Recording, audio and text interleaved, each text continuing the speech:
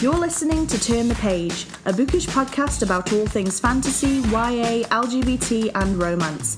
Each month we'll be reviewing new books, sharing our thoughts on the latest book news and events, and hosting our monthly book club. And now over to our hosts, Kaylee and Sophie. Hello and welcome to the Turn the Page podcast. Welcome back for those of you who've joined us before, and welcome to anyone new who's joining us for the first time today. Before we start, we just wanted to say thanks so much for helping us reach over 100 listens. We love doing these chats so much, and we really hope you enjoy them too. Today we're bringing you our Christmas special. This year has been different and difficult for everyone, and with no Christmas parties taking place this year, we decided to host our very own virtual Bookish Christmas Party. So thanks for coming along, grab yourself a drink, some snacks, and enjoy. As always, I'm joined by my lovely co-host and sister Sophie. Hi Sophie. Hello. As mentioned this month, our theme is all things Christmas. We're going to be chatting about our favourite Christmas reads, playing some fun festive games, taking a look back over our best reads of 2020, and reviewing our November book club choice, which was The Library of the Unwritten by AJ Hackwith.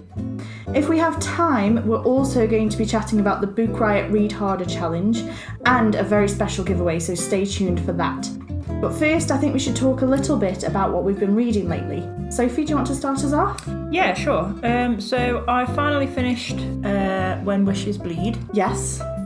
Which was about the witches. Yes, and there's now a review of that on the blog. Yep, so you can go check that out. Yep. It wasn't actually as great as I thought it was. Okay, because you were really raving about it last month. You said it was really good. I said the narrator was putting me off because I listened to it on Audible. Yeah. And then I switched back to reading it on my Kindle and I thought, oh yeah, it's alright now. And then it just wasn't, so okay, that was kind of a bit deflating. Yeah, that's sad. And then I read our book of the month. Yes, which we'll talk about a little bit later. Yep. Yeah. I've almost finished The Wolf and the Water. Yes, which was an arc that I got from the author Josie Jaffrey, but I ran out of time to try and read it, so I thought I'd give it to you. It's an interesting one. I'm kind of on the fence on whether I like it or... Yeah. But yeah, because it's all about Atlantis kind of mythology, kind of based. Yeah. Okay. Yeah. Cool. I am intrigued and I'm encouraged to read on. Yeah. Okay. So at least you're not bored. No, I'm not bored. Keeping your interest. Yeah. Really cool. Okay. And I'm just about to start A Villain for Christmas. Yes, which I had so much fun reading. Yeah, okay. Before we do mine, because I completely forgot, I wanted to do a Christmas cracker to start the show, so we're going to do that now. Okay. So, may the best sister win. You're holding it too far up. Oh, my prize fell away. It flew off. What is it? I don't know. It landed. It looks like golf tees.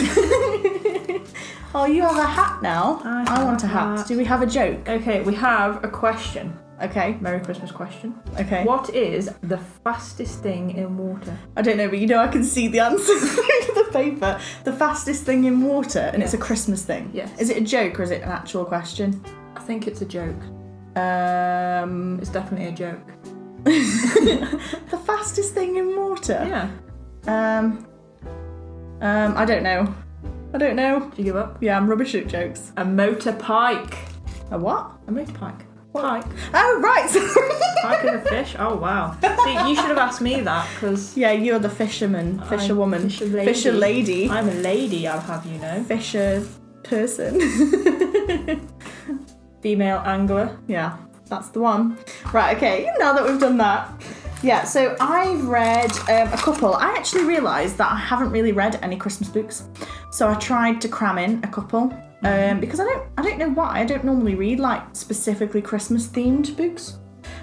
So I read a book called Cabin Fever by Brigham Vaughan, which was an romance, and it was really slow burn and it was really cool. What I loved the most about it though was like all the wintry scenes, because it was so well described. Basically in the story they end up in like a cabin, isolated out of nowhere, and in the middle of nowhere. And obviously they're snowed in, so there's loads of lovely bits where it's just like the scenery and things like that. So I really enjoyed that because it got me feeling really wintry and really cozy. But it was really nice. So there were really great wintry vibes and Christmas vibes. My only gripe was the drama, which was a bit unnecessary. Right. So there's basically the characters. The main character gets invited by his best friend to spend Christmas with him and his dad. Because he's on his own for Christmas, and he ends up turning up and kind of fall in for his best friend's dad. Oh, okay. Yeah, so it's sort of an age gap kind of thing. But it was actually really sweet. But then the son, so the best friend, has a bit of an issue kind of thing. So it added a bit of a drama that I didn't really want because I just wanted like a sweet, like, Christmas theme. Yeah, really Happiness. sweet, just happy thing. So yeah, that was the only thing. I think I graded it 4 stars instead of 5 just because the drama just annoyed me. Yeah. I just didn't want that. And then I finished A Villain for Christmas by Alice Winters, which I talked about loads last month, so I won't talk about it too much. I was going to say, because I'm just about to start. Yeah, it's really funny. The only thing is, though, with that one, it's not I don't even know if you would class it as a Christmas book, because there's one scene that takes place at Thanksgiving and there's one scene that takes place at the very end at Christmas. And other than that, it's like, I don't really, no, you don't really get many Christmas vibes from it. It's a great book. It was really funny, really heartfelt as well. Michael Leslie, as I said before, did a great job of the narration. Really brought the characters to life, like made it so you were almost there. It was really, really good. There were bits where I was just laughing my head off, and then there was bits where I was on the edge of my seat wondering what was going to happen. There was a bit where I almost started crying. Been very emotional this month. I keep crying over things. But yeah, so it was really, really good. I'm just not sure that I would have classed it as a Christmas novel, not particularly. But like I said, sci-fi, fantasy, superhero, supervillains, definitely. And there is romance in there as well. Not so much the Christmas thing. I don't think it really makes sense. There's elements of it, but not loads. Yeah. I also read a book that was not a Christmas book at all.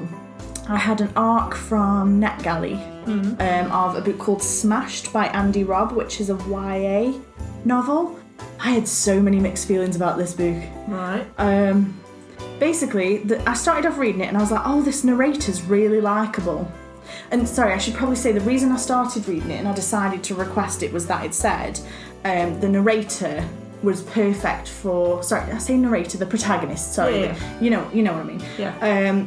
Is perfect for fans of Simon James Green's Noah Can't Even, which is really funny. I know you talked quite a bit about those before. Really funny. The narrator's really good. The protagonist is really good. Really enjoyable. So I thought, right, okay, this sounds like something I'll enjoy. Now I knew that it had alcoholism in it because it was a warning, so that was fine. I was prepared for that. But then I started reading it, and at first I was very into it, thought the narrator was really good, and then slowly the author's voice came through more than the main characters, and he came off as very, very sexist, and really it was uncomfortable. There was a point where this teenage boy basically faints and gets helped up by his teacher, and he refers to her boobs as pendulous milk tanks. And I nearly threw up in my mouth. I was like, I don't even understand what's going on, why this is necessary.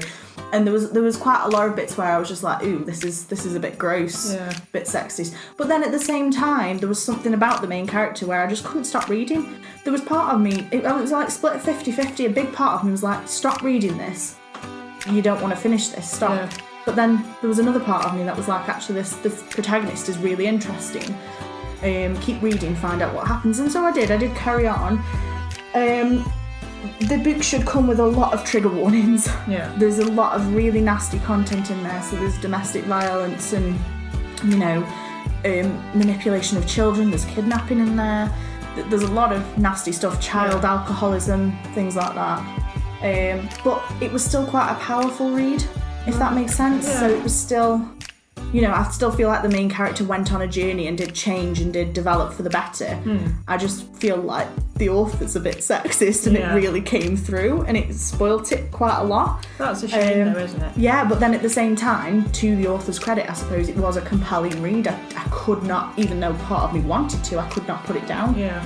So, that was an interesting one, but again, not Christmas themed at all. Another one was Shrewd Angel by Anita Sunday, which is actually a reread. Yeah. That is a Christmas themed one, but it's set in Australia, so it's summer Christmas, which is really interesting. I really like things like that. So it's like Christmas, but for us it's kind of on its head because we're in the UK and everything's... Well, we don't really get snow, we just get rain. Lots and lots and lots of rain. I think it's rained for like the past month or two. It's just wet everywhere. But yeah, so I read that and that's a reread. I usually reread that every year. Just because it's so cute. Yeah.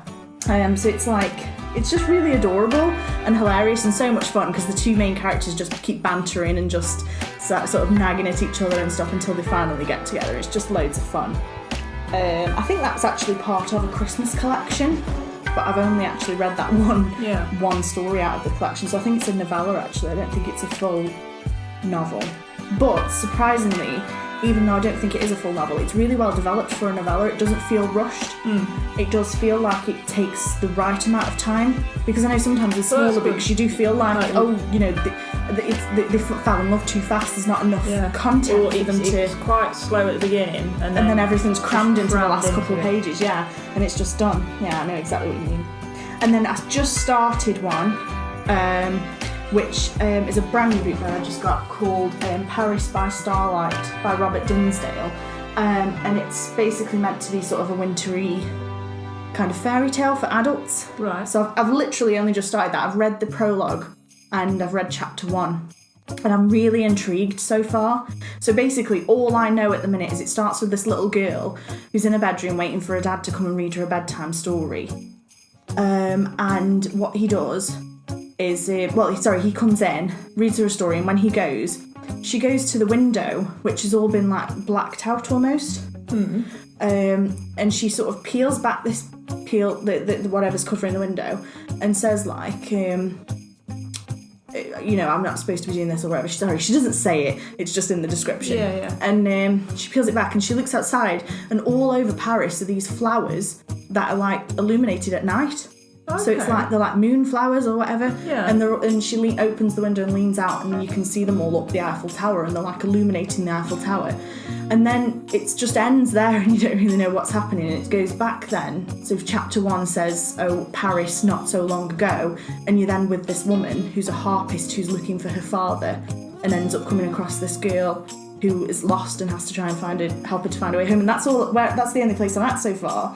But I'm already quite invested, and I'm like, it's intriguing. Yeah, definitely. So I'm really excited to kind of see where that goes. It's got a really nice, pretty front cover as well. It has, it's really, really pretty. I did have this in a book box this month, and I won't say which one because I don't want to spoil it for anyone, in case anybody's had the same box for Christmas and hasn't opened it, but it's really, really, really pretty. It is really nice. But yeah, so I want to do another cracker now because you have a hat and I don't, I want to cracker. Ready, go!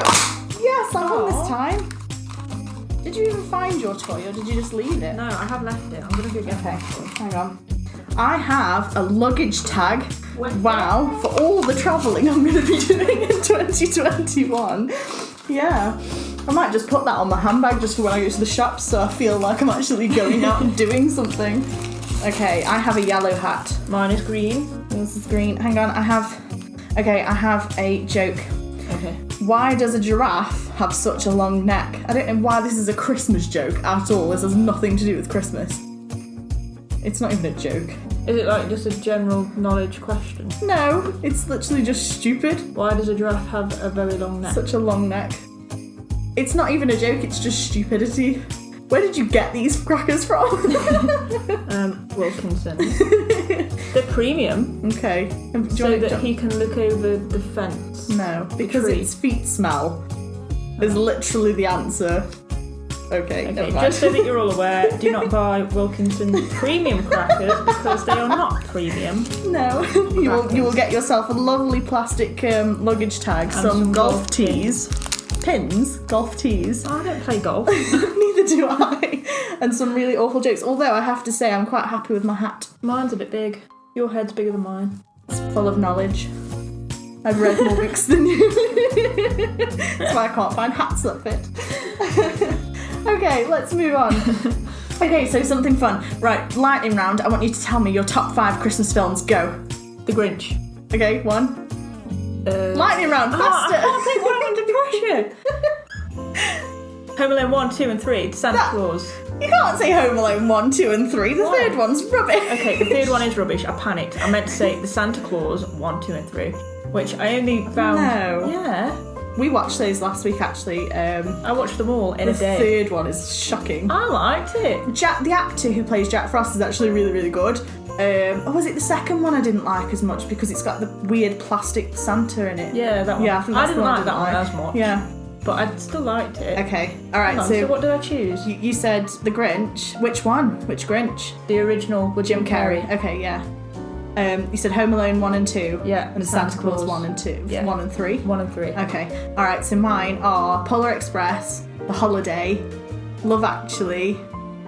I love Home Alone 2, and Klaus on Netflix because it makes me cry so much. Klaus. No, it's Klaus. Klaus. It's Klaus. It's you haven't seen I've never it. seen It's it. literally Klaus. Okay. I didn't like that. That was very pressurised. That was the point. Okay. All right. So we've talked about kind of what we've read this past month, but do you have any favourite Christmas books? Anything that you do typically read at Christmas? Sorry, not so much Christmas, but wintry or Christmas. So anything that gives you winter vibes, anything that you read specifically in winter that takes you to a wintry place, or Christmassy or whatever. Truthfully, no. Okay. Well, that ended that quickly. That did, didn't it? That should have been better planned. Just because I've never come across any really. Okay. I have, but I've never specifically read them at winter time, like at Christmas time. Yeah. Because I've always found them at random times. It's like Shrewd Angel, the one I said by Anita Sunday. I first read that in July. Yeah. So it was like I read it in summer, which I know because it's set in Australia, it was summer in the book, but it was still Christmas. But I still enjoyed it regardless. Yeah. But yeah. So you haven't read any? I've never found one that like specifies as a Christmas read. Oh, see, I've got a few. Tara Civic wrote, she's got a holidays series. So one's set at Christmas, one's set at Easter, one's Valentine's Day, one's Halloween, and they're all the same family who absolutely love the holidays. So for anybody who doesn't know, Tara Civic's a really brilliant romance author. She also writes thrillers, she wrote a thriller. Yeah. But yeah, so the Christmas one is called The Stocking Was Hung, and it's really, really funny. It's dead, like sort of over the top, really silly. Yeah. Romance, but it's really funny. But what's really strange is there's a Christmas movie which I found a couple of years ago called Christmas with the Coopers. It's got Olivia Wilde in, and it's very similar to that book in that the main character basically doesn't want to go home without a partner. Because she knows that her family will be like, oh, why are you still single? Why are you still single? So she ends up at the airport picking up a guy who is like on leave from the army or something for Christmas and taking him home and pretending that they're like engaged. Yeah. And in both the film and the movie, obviously different things happen. They're not the same, obviously, but different things happen, but they end up getting together. Obviously, it's a romance.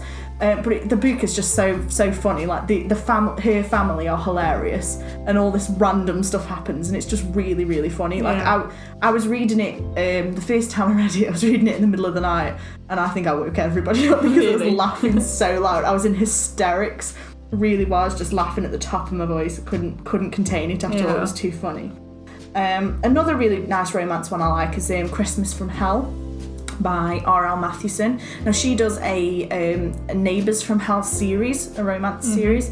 They are quite, I think, most of the romance, most of the Christmas and wintry kind of books I've read are romances. I don't know whether that's just because... I think that's why I've never really I think a lot of romances do Christmas and winter and things quite well. I've not really seen many fantasy books that are Christmassy. Set Christmas or winter time. Only a couple. One which will be relevant later, which we'll come back to. But yeah, so Christmas from Hell by R.L. Mathewson is, again, it's a romantic comedy. That was really fun. It's basically about a baker who's quite clumsy. I think it's almost a little bit of a Twilight kind of thing. So she's quite clumsy and she ends up getting snowed in with her neighbour. And it's just kind of fun, silly things happen, but it's quite sweet. I love for Christmas and wintry reads. I want no stress, just like light-hearted, funny, no angst, no drama, just to put me in a good mood because I think that is the season and stuff like that. So I kind of tend not to read anything too heavy at this time of year, just because I don't really want it. Yeah. Another one I read was Carols and Chaos by Cindy Anstey. Now that was like, for me, I felt like it was like Pride and Prejudice meets Downton Abbey. So it was very upstairs, downstairs drama, but it was really fun and light-hearted. It wasn't too serious, but it was a period kind of drama. Yeah. Not drama, but you know what I mean. Period novel. So that was really nice to read. I think that was part of a series, but you could read it as a standalone, so you didn't need to read the other books in the series, because I didn't. And I didn't feel like I'd missed any of it. And then there's Hogfather by Terry Pratchett, which is set I at haven't Christmas. read that one. I have, and I do love it, and I love the movie as well, and it's like a Christmas staple for me. I do really enjoy it, but that is, I say a darker Christmas. It's not. It's just satirical, so it's funny, but in a different way, I suppose, if that makes any sense at all. And then, okay, here's the most random one on my list: Twilight, and only because, obviously, it's always wintry in Forks and always icy. Yeah. And Bella ends up on her backside most of the time because she's fallen over, which used to remind me of me so much. But I always used to read, for some reason, Twilight in winter. And I think that's why I just associate it with winter. Yeah. I haven't read it for years, but I used to always read it. I do remember in winter time. when we were younger, you did always used to read it at Christmas. And I don't know why. I honestly don't know why. I just did. I think the first time I read it, I think it had something to do with it coinciding with the movie release, which must have been December time, maybe. It was November, because we always used to go for my birthday. We went to the cinema. So every year. I think maybe that's why I read it, because I was reading it to coincide with going to see it at the cinema. So yeah, I think that's why. But yeah, okay. So do you have any sort of Christmas traditions? I wanted to just stop a minute and maybe just talk about traditions. Do you have any bookish Christmas traditions? Like what? Well, for me, because, obviously I've got a daughter, she's 6, so on Christmas Eve we always read Christmas or wintry stories together. Yeah. So that's kind of our little tradition, and I always, she gets like a little Christmas Eve box, and every year in a box there's at least 1 or 2 little storybooks for us to read on Christmas Eve, because I think it's so sweet, and we love sort of cuddling, and then usually I read as well on Christmas Eve. I think that's because though on Christmas Day I know I won't have a chance to read. That's the thing. I do read when I get, as I'm winding down to go to bed. I'll read on Christmas Eve. Obviously, if I'm not working. Just the fact that I know that over the next couple of days I'm probably not going to have time. And then you get annoyed when you think about it, because all I really want to do. Yeah. Just sit and read, and then you're like, I'm the Christmas Grinch, because I just want to sit there and read, and everybody else should just leave me alone, which is really bad, because this year actually we probably are going to be able to actually do it, which is almost really sad, because we can't see as many people as we want to, and this, that, and the other. So, but yeah. But no, apart from reading on Christmas Eve, all the days that I'm off for Christmas, I like to read. Okay. And I always. I have to sit by the fire and get my blanket and just get really cosy. Hot chocolate and with but then at the same time you have to be sitting next to a window so that you can see the rain, and every now and then you glance up. And if you don't have a fire, I have to play the sounds of a fire. The crackling. Yeah, so literally I'll put it either, because on Disney Plus they've got like, Frozen, Arendelle Castle, they have like a scenescape of that where it's just a crackling fire. So I'll either put that on, or I'll just tell Alexa to play, fire, crackling fire, or sometimes rain, because for some reason I like to read when it's raining. I like to read, there's one that I found on YouTube, and it's rain, but then with a piano. Oh yeah, okay, I've listened to some of those. There was a nice one with like an acoustic, like Spanish acoustic guitar, that was really nice as well, where it was like combined with, I think, ocean waves or something. Yeah, okay, that's really cool. So next thing I wanted to do was, I had an idea that is a fun little game.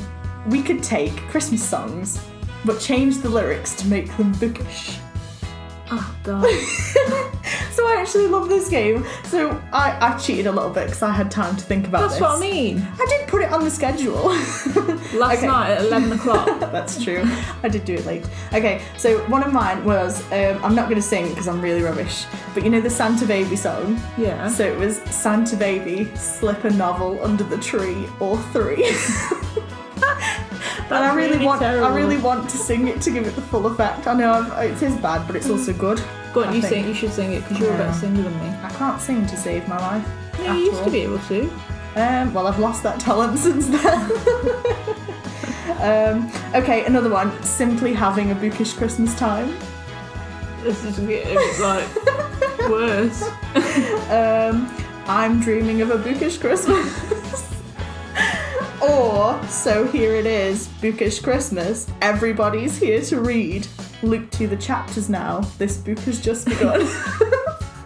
I don't know. I had too much time. Just out of curiosity, how long did it take you to come up with that?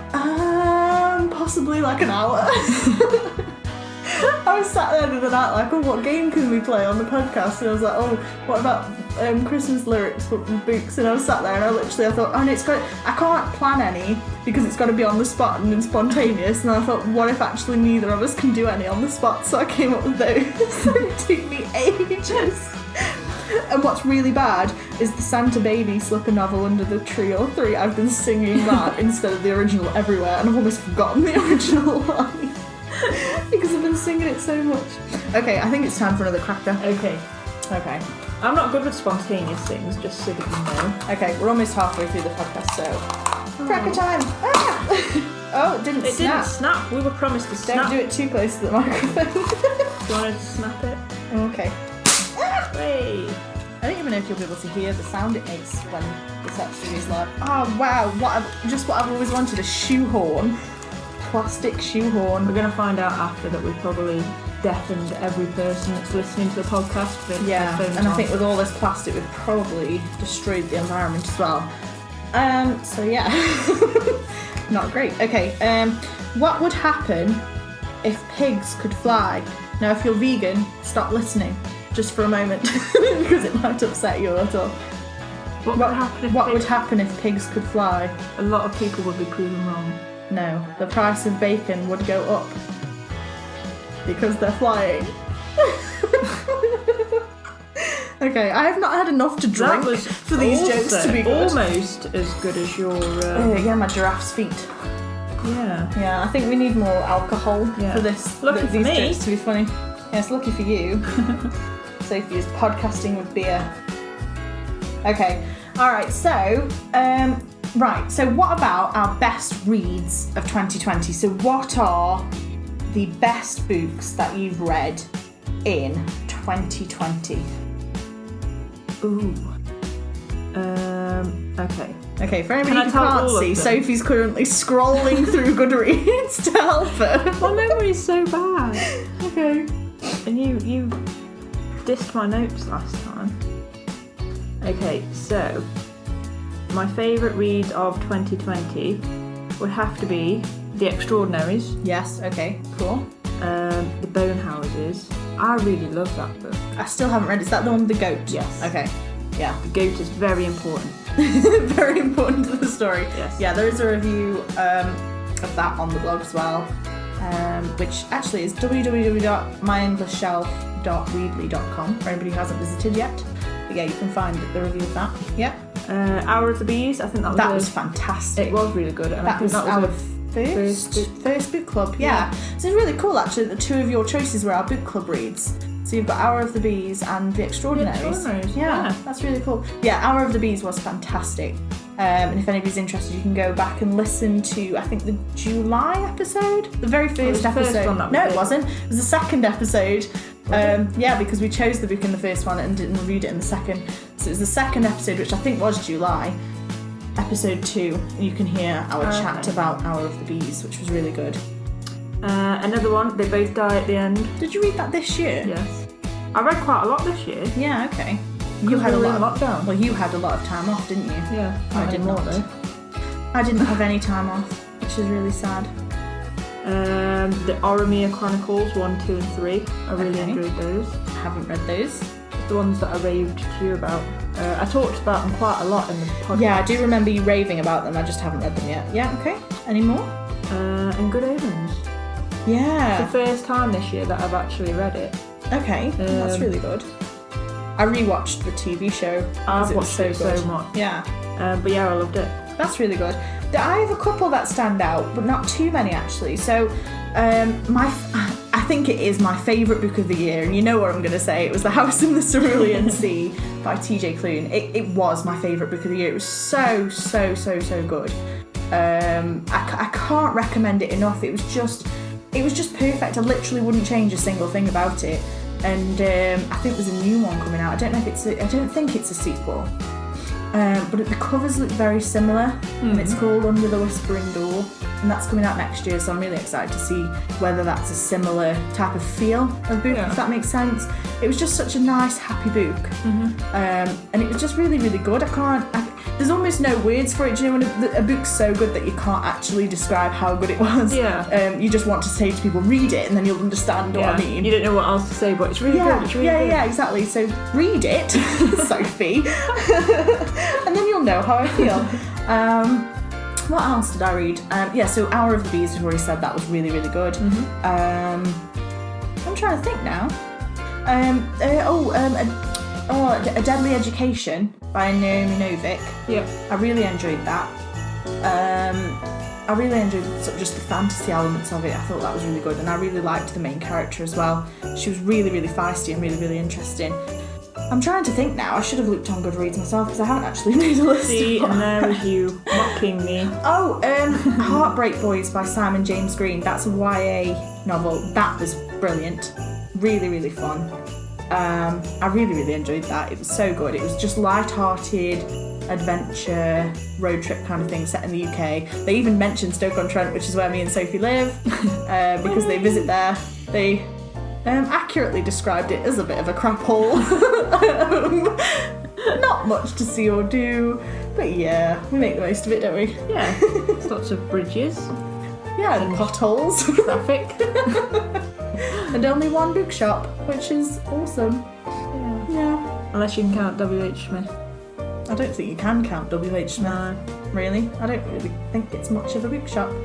No. We have a charity bookshop and we have Waterstones, and that is about it. Yeah. But the charity bookshop's been closed all year, so not great.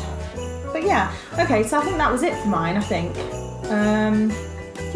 So I was watching BookTube the other day, and I watched this really amazing video.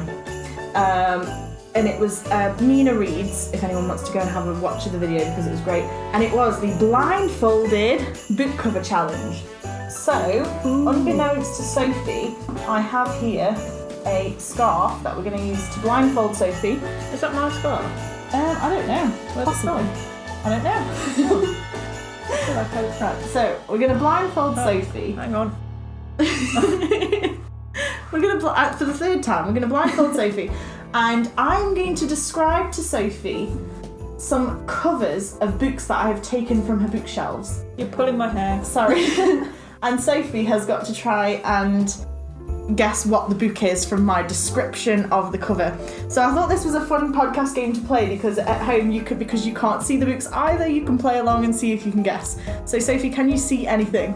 No. Okay, brilliant. Okay, so Let's make sure I don't knock my drink. as I said, I watched this on BookTube on Mina Reads' channel, so go and watch it. It's really funny. She does it with her mum, and it's absolutely hilarious. Her mum is amazing. But yeah, so we're going to start. So the first book, the cover is blue, and it has a girl in the front with sort of like a flowery tiara in her hair, and she's got her hair in a bun, and there's fire going from her neck all up her face. And there's like sparkles and crackles of fire all over the cover. The book is blue? Yeah, it's like a very, very dark navy blue. And the writing's in gold. And so she's looking off into the distance, and she's got sort of a garland of flowers in her hair. It looks a bit like a tiara, so she could be like a princess. Her hair's up in a bun, and there's fire coming from up her neck all around her face, and there's like sparks of like and embers flowing all over the page. And the writing's in gold. Have I got to guess what it is? Yeah, you've got to try and guess what the book is. I'm trying to think what I've got with gold writing. Yeah, it's got gold writing, like dark blue navy cover, fire up her What's face. it called? We had it in a fairy box. Was it a fairy box? Yeah, I will tell you, Yes, yes, you are on the right track, yeah. Fury. Yes? That's the second word, I'll give you that. Grace and Fury? Grace and Fury, yeah, by Tracy Banghart, well done. Okay, this next book, I don't even know how I'm going to describe it. The cover, again, is navy blue, dark navy blue. You have quite a lot of dark navy blue. Why? It's got gold, not writing, but it's got sort of gold patterns upon it, all down the spine, and the way that it's done, it makes it look like an old sort of leather novel that you'd find in sort of an old bookshop or an old library, kind of like an older style of book. On the front, there's a key, which is quite big, and then there's lots of leaves and like So there's bits, yeah, and flowers, and some of it's in purple, some of it's gold, some of it's like an orangey colour. So the key's the main thing though, and then the writing's white. The text itself is white. And like I said, there's lots of gold sort of detailing on the spine and around the front. And but it's dark blue? Yeah, it's like a dark navy. Oh, it might actually be black, actually. Oh, it could... Oh, I'm not sure. It's either dark navy or black. But yeah, so it's very, very detailed. And like I said, the way that it's been done, it almost looks like a much older book. So, you know, the old leather books with sort of the gold foiling on them. Yeah. It looks like one of those on the spine. And then, like I said, at the front there's a big key, and the letters are in white, and there's lots of gold and purple and orange and stuff on there. And it's all like leaves and flowers. It looks like a very classic kind of book. So like I said, something very, very classic, and I don't know what it is. You don't? No, hang on, no, wait, no. Wait, I thought I did. If not, we can put it to the side. Purple. We'll guess and then have a guess. The Wicked cover? No. That was purple. It's got a key on the front. If it helps, okay, so to look underneath the dust jacket, it's a hardback. If I look underneath the dust jacket, it's absolutely beautiful. It's all gold, and the book is navy blue. It's all gold, and it's absolutely stunning. It's just an absolutely gorgeous picture of just like... Are you sure this is my book? Yeah, definitely. And I will give you one clue. It's a book that you bought with me when you were with me. That's not helpful. We brought hundreds of books together. Okay, so what we'll do, we'll put that one aside. We'll come back to that one. Okay, the next one, it's a white book with sort of like a greeny blue background. It has a girl on the front holding a bow and arrow. She's got white hair. She has a green belt around the middle and a green kind of skirt. The words are embossed and they're like bronze colour. The back is sort of the same turquoisey kind of green, but instead of holding her bow pointing at you, the reader, which she's doing at the front and looking at you, at the back she's turned away from you and she's pointing it to the side. She's got like, on the back she's wearing like a green dress with a green shawl, but she's got white hair.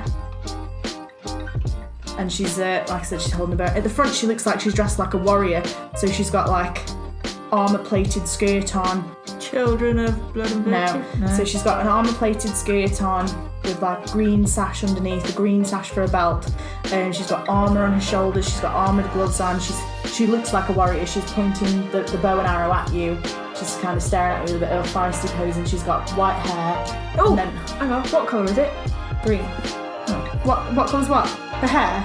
No, White. The book. Oh, the book's white but with like sort of turquoisey background. Empire of Storms. No, but very close. Oh. You're in the right series, I'll tell you that much, okay? It's just a different title. Yeah, you're in the right series. So just name the other books in the series. I'm trying to think of them. I want to get the right one. Okay. But yeah, so she's... Yeah. Can you guess? Hang on. Okay. But yeah, so Kingdom of Ash. No.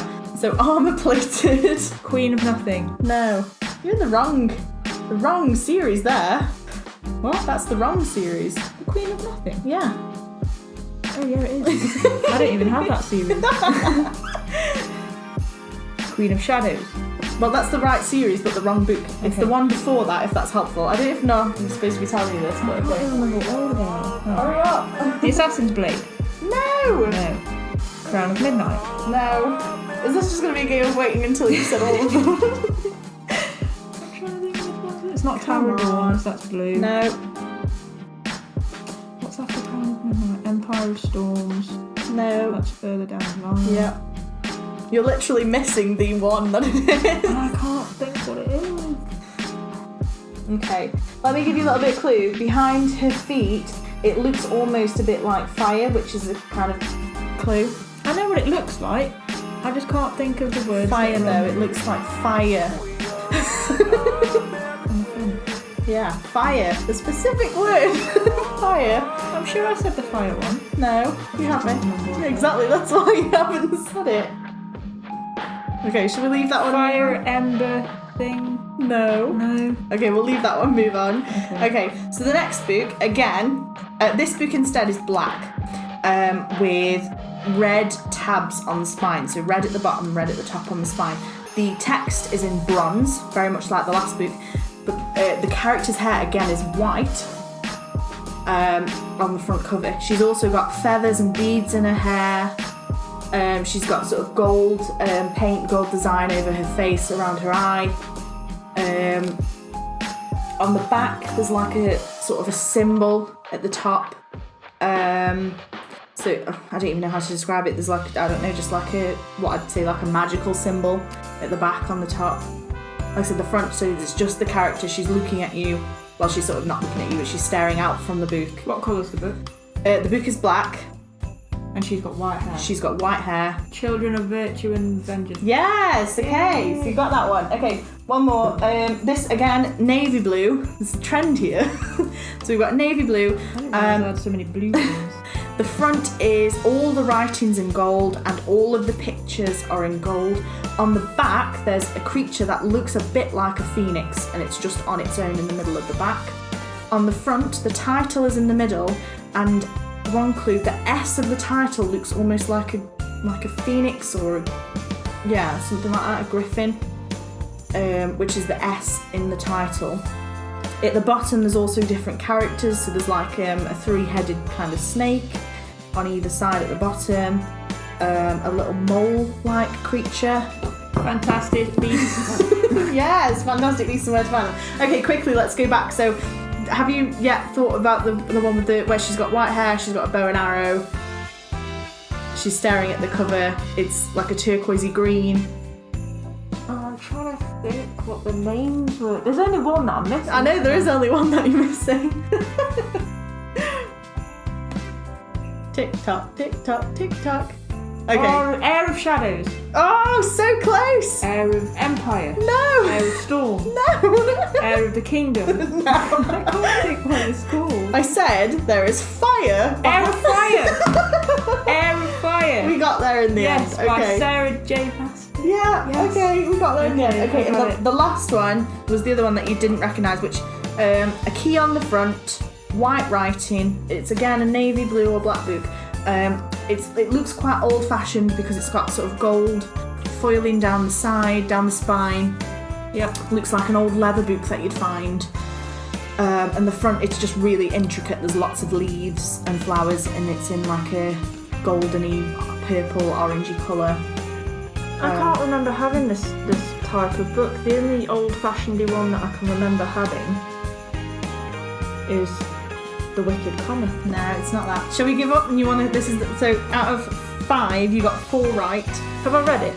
And no, you haven't read it. Ah, this might be one. You have purchased it, and it is your book, but you haven't read it. Okay. I know that much. Can I Okay. take Yeah. my blindfold? Take your blindfold off. So the one that you didn't get was The Binding by Bridget Collins. I think that Oh, I was the had one. that. Yes, you have. That might be what you didn't know. Okay. All right. Okay, what we're going to do now? Let's do... No, we won't do the last cracker. We'll save that one. Okay, let's talk about what books we're looking forward to and we're excited for in 2021 and what we're planning to read first to start off the year. Do you want to go first, or do you want me to? No, I will go first. Okay, awesome. So, I plan to read She's got to get another list. Cemetery Boys, which I Yes. stumbled across a few months ago. Okay, by Aidan Thomas. Yes. Yeah. I really want to read that. Yeah, that sounds really, really good. I've been wanting to read that for ages, but just I want to go to a bookshop and pick it myself. I don't really want to order it online. To be fair, I couldn't find it anywhere where it was in stock, otherwise I would have bought it already. Yeah, okay. Alright, so one of mine that I really want to read is Master of One by Jada Jones. It sounds really good, and I think I mentioned it in the last episode. So it's a YA fantasy. It's got great LGBT representation. And it's basically about somebody who gets sent to find an artifact and ends up finding out that the artifact is a person, and then they go on a whole journey. And I love kind of epic fantasy like that, and the fact that it's LGBT is like, yes, that's definitely something that I want to read. So I've been after that for quite a while. So yeah, I hopefully will read that soon. Good. Do you have another one? Yep. That's a very long pause. These Violent Delights. Oh, yes, okay. I've heard loads of people talking about that. Yeah, Is that the Romeo and Juliet one? Yes. Yeah, okay. I watched, that was in a Fairy Loot box. I think Noria Reeds did an unboxing on her YouTube channel, which was really good. That does look like a really cool book. So it's like a modern day Romeo and Juliet, isn't it? Yeah, and you've got gangs and stuff like that. Yeah, okay. That sounds really cool. Go on, sorry. So actually, funnily enough, I did want to read The Binding by Bridget Collins because it's been recommended to me so many times. And I just think it does sound like something I'll really enjoy. It's sort of giving me Starless Sea vibes. Yeah. So I think still that's. Not read that. I know. I think that's something I'll really enjoy. So I do want to definitely read that next year. Okay. Kingdom of the Wicked, which is a new one. Oh yes, no, I have seen that one. I've seen it somewhere. I'm sure that was That was a Fairy Loot box. That was November's. Yeah. Okay. Yeah. Because I keep looking at them. We aren't subscribed to Fairy Loot, but I think we both want to be. And now there's a big long wait list. Yes, very long. So hopefully we'll both be at some point, maybe. Okay. So because I'm not sure what that one's actually about. But I have seen so many people posting and raving about it, saying that it's amazing. Yeah. But I don't know what it's actually about. I think it's an adventure. Okay. There's two sisters, one gets murdered. Oh, okay. But yeah, okay, that sounds cool. I don't really know too much about it, but yeah. Another one I'm looking forward to is Threadneedle by Carrie Thomas, which sounds amazing. I think that's coming out or has just come out, something like that. I think it might be coming out, I'm not sure. But that's a YA fantasy, but full of witches and magic. Yeah. And the cover looks brilliant. So obviously it's a really pretty book anyway. But I do really want to read that. That looks good. And again, already there's lots of positive vibe about that one. Lots of good reviews already going around about that one. So that sounds like a good one to read. Do you have any more? Yeah, another one for me. This one I've been wanting to read for quite a while, but I've said that I'm definitely going to read it in 2021. A Throne of Swans. Yes, because there's the new one's coming out, or has come out, the second one. I didn't know these. Yeah. But yeah, that sounds really interesting. Yeah, that one's on my TBR as well. Another one, I want to finish the Nevernight series because I've read Nevernight and Godsgrave and loved them both. But I've never actually finished I've never actually read Dark Dawn. I never read. Even though I've had it for ages. I went to Manchester to see J. Christoph when it was released. And I got a copy there and that was really good. But I still haven't read it and I don't know why. I don't know if it's because I don't want the series to end. Yeah. Or what. I didn't read I do want to read that. I read Nevernight, but I never got around to reading Godsgrave. It's brilliant. Godsgrave's really good. I don't know if it was as good as Nevernight, but it was really, really good. There were a couple of things in it that I've read elsewhere that was very similar. So I think for me that was just a little bit like, oh, that's a little bit predictable.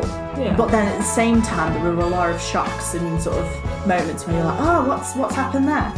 Another one for me is again another J. Christoph, which is his new book, which is Empire of the Vampire, which is out in 2021. Really, really want to read that as well. And I already mentioned Under the Whispering Door by T.J. Klune. And the sequel to The Extraordinaries, Flashfire, which is again coming out in 2021. Yeah, there's an echo in here. So there's for me there's loads of books I'm really excited for in 2021. I really want to read The Archive of the Forgotten, which is Hell's Library book number 3. Yes, I've looked at the cover for that. Yeah, we'll talk about that in a second actually. We've covered a few of the books that we want to read in 2021. Next month we're going to be talking about all of the exciting books we've got to look forward to in 2021 in a bit more detail and looking at our TBR for sort of that year. So we're going to look at that in a bit more detail in our January episode. Let's talk about our book club chat. So this month we decided to read The Library of the Unwritten by A.J. Hackworth. Now, Sophie listened to this on Audible. I decided to read it, and nobody else can see this, but Sophie can. I've got so many tabs in this book, so many little markers of things that I just loved or wanted to remember. This book really took me by surprise. It did me. because I didn't expect much from it. No, I didn't, and I thought... Which is weird, because we chose it for a reason. No, I know, but I literally... Because it's been on my shelf upstairs for ages and ages, and I thought, no, I don't really fancy it, I was drawn... Admittedly, I was drawn to the cover and the idea of a library in hell. I was more drawn to the idea, but I was still putting off reading it. Yeah. And at one point, I think I put off reading it because I thought it'd be scary. Yeah. But it's not at all. But yeah, I just did not expect it to be so good. I think this is a 5-star read for me. Yeah, and me.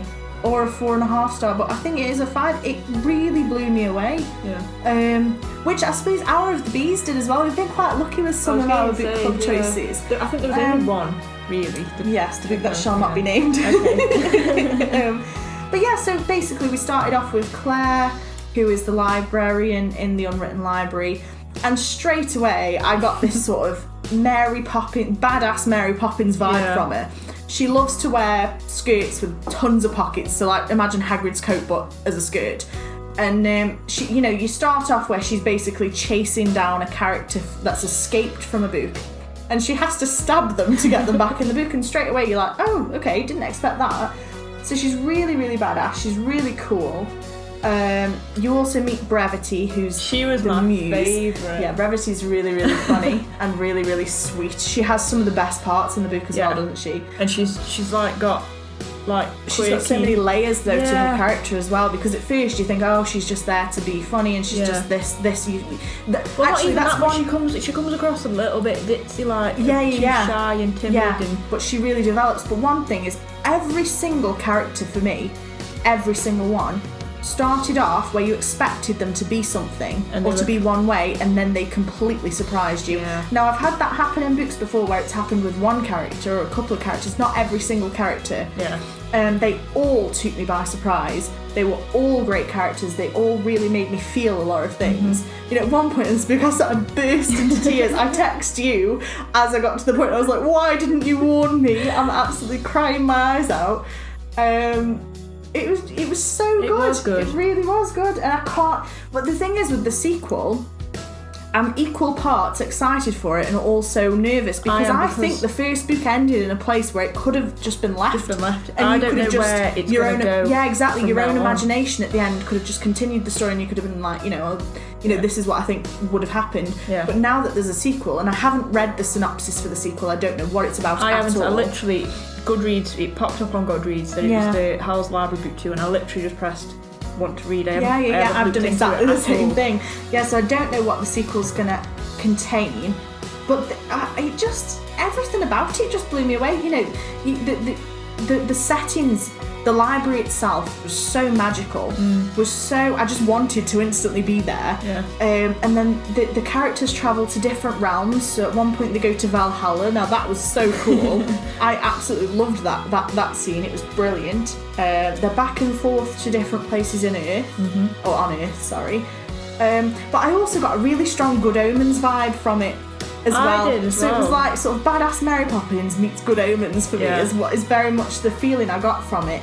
And also, I think people who've read, what's it called? Is it Sorcery of Thorns, where the books sort of come to life. I think people who have read that, I know you haven't yet, people who've read that will absolutely love this as well. I think it's very much one of those books that's written for readers, and I know that sounds a bit daft, but as somebody who absolutely adores books and where books are such a big part of your life, I think it's for you. Like the quotes that are in there, like some of the stuff that like the characters say, especially Claire. You're like, I agree with you. The bit at the beginning where she's like, what does she say? I've actually got it marked. Hang on 1 second. So she says, Claire lived by the firm moral philosophy that one could never have too many pockets, too many books, or too much tea. And at that point, it's only a couple of pages, and I was like, I'm going to like this book. Because yes, I agree 100%. So yeah, we also meet other characters who, again, surprise us. And I don't want to give away any spoilers, but I think my I don't know. Claire was probably my favourite character. But second to Claire was Leto? How'd you say it? Leto. Oh, he was so good. See, I like Ramiel. Yeah, now he was a great character as well, wasn't he? Because again, started off one way and then completely changed your perception. But yeah, no, Leto was he broke my heart a little. Like without giving too much away, I absolutely loved his character, and I think again all the characters had such great growth, and they all went through changes and experienced a journey. But he was great, and Hero as well. Hero was brilliant and so much fun. I just think AJ Hackworth did a fantastic job. The book's diverse. It's LGBT when you didn't think it was. I didn't know it was. No, I didn't either. It's got great diversity in the cast of characters, and like I said, the settings are wonderful. You get really sucked into the storytelling. So I was saying to Sophie a little bit earlier before the podcast, Sophie decided to listen to it on Audible. I hadn't made up my mind. Sophie kept telling me to listen to it on Audible, but I read a chapter, then went back and listened, and I decided that I preferred to read it. I just got sucked in straight away. Just wanted to keep reading, didn't want to stop, and then I didn't want it to end either. No, I didn't. I kept looking to see how long was left on my Audible timer, and I was like, oh no. No, I know, and I really slowed down at the end because I didn't want it to finish. Yeah. But there was so much that was good, because not only the actual story itself either, but each chapter begins with like a quote from a previous librarian. And they were great as well. Like it was, like J. Christoph's footnotes in Nevernight. Yeah. They were kind of like that, but in sort of, I preferred them to the footnotes because the footnotes drove me mad. But, they just added a little bit more backstory and a little bit more detail. And I just loved it. It was so good. I don't know. Again, it was one of those books where I wouldn't really change anything. I think it was perfect. I wouldn't change anything, but I'm surprised it's not. It's not very well rated. It's rated just, I think, 3.5 stars average on Goodreads. But it's not really like put out there. Do you know what I mean? It's not very popular. It, I've never heard anybody talk about it. No. Never seen it come up on Book Twitter or Instagram I haven't. And I remember buying it, and I only bought it because it was in Waterstones on the table that was buy one get one half price. Yeah. And I didn't know what else to choose. Yeah. And I thought, oh, that looks a bit weird. Yeah, that was the thing. We kind of picked it because I know I got it based on you telling me that you bought it. Yeah, and then you read the back of mine and said, oh, that sounds really good. So yeah, it was one of those weird impulse buys that actually turned out to be amazing. It was so good. Like I said, there was just different things. It's that there's a part where they go to a forgotten realm, and that was really good because of the things that happen there. Again, I don't want to spoil it for anyone because I do encourage everyone to read it. It was so good. You've got hellhounds, you've got demons. Yeah, you've got forgotten ancient gods from different religions. You've got in Valhalla what are they called? The sentries, the ravens. I forgot. The lady with the crows. Yeah. Crows. Yeah, the ravens. Yeah. I've forgotten what they're called now.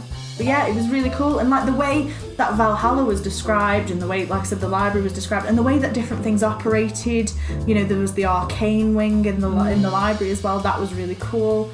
And like you said, Ramiel, the angels come into it and they weren't what we expected. And there were so many different, because I thought it was going to be all from Claire's point of view, but we actually get points of view chapters from a lot of different characters, from everybody really.